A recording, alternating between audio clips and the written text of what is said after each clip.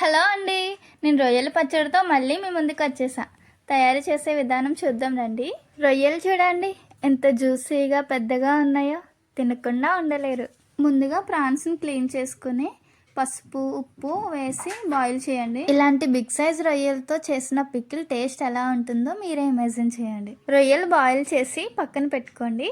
ఇప్పుడు మసాలా చూద్దామా.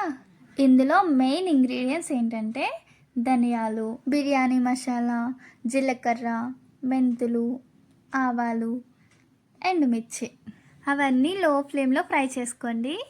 ఇప్పుడు వేరొక ప్యాన్లో ఆయిల్ వేసుకోండి. 500 ml గ్రౌండ్నట్ ఆయిల్ వేసుకోండి.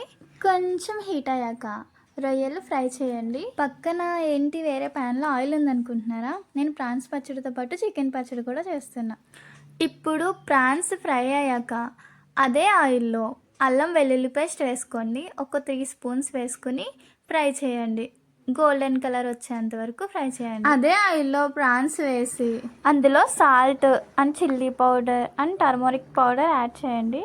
సాల్ట్ 50 grams వేసుకోండి. చిల్లీ పౌడర్ 100 grams వేసుకోండి. నేను 5 స్పూన్స్ వేసుకున్నానండి. వెల్లుల్లి కూడా కొంచెం యాడ్ చేయండి. అండ్ టర్మరిక్ పౌడర్ ఇంకా మసాలా కూడా యాడ్ చేయండి. అవన్నీ మిక్స్ చేసుకోండి. అవన్నీ మిక్స్ చేశాక పచ్చడి ఎంత బాగా ఊరితే అంత టేస్టీగా ఉంటుందండి.